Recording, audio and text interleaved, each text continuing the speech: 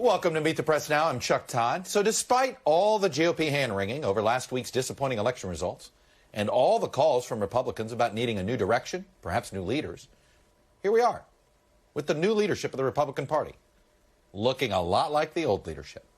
Today, Senate Republican leader Mitch McConnell survived a leadership challenge from Florida Senator Rick Scott.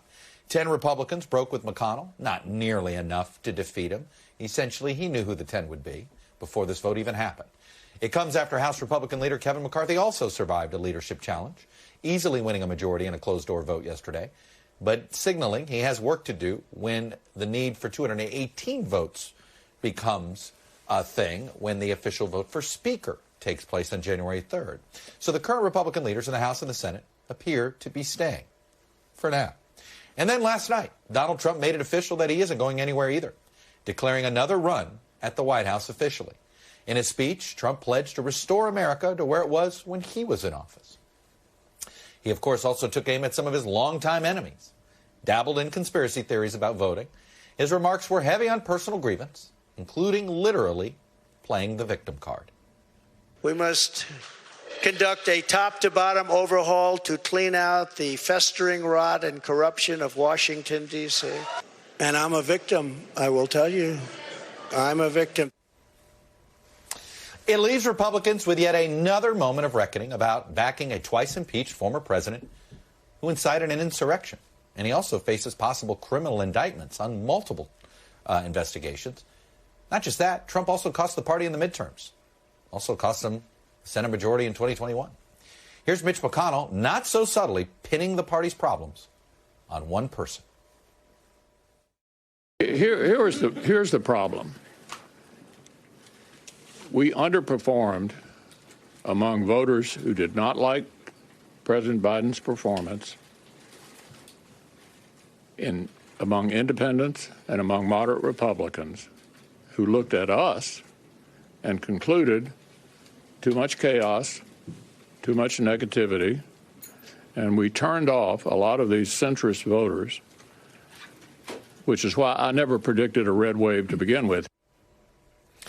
Now, McConnell didn't stop there. He also walked through a few Senate races last week where Republican candidates struggled to appeal to more moderate and independent voters, thanks in part to their strong ties to Donald Trump, including Mehmet Oz in Pennsylvania, Adam Laxalt in Nevada, and, of course, Herschel Walker in Georgia.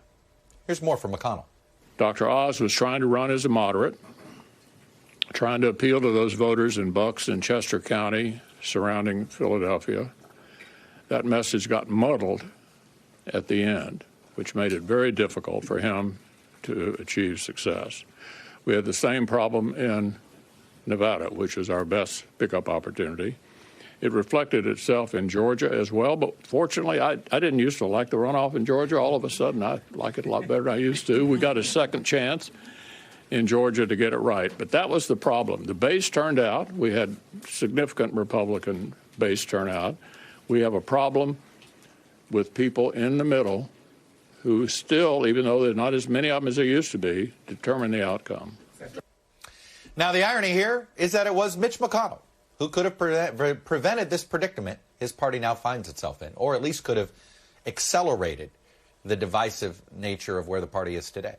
Had he ripped the Band-Aid off 2 years ago, during Trump's second impeachment, and backed the efforts to convict him, which would have barred him for life from seeking federal office, the party could have gone through the painful, divisive process in 2021 and 2022 and might already be in a very different place today. Instead, McConnell opted to stick with Trump, to hold the party together, in hopes of, hey, if we can just keep the party together, maybe it'll work out in 2022. Maybe he can become Senate Majority Leader again.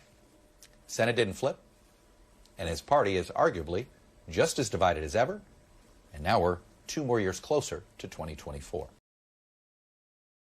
Thanks for watching our YouTube channel. Follow today's top stories and breaking news by downloading the NBC News app.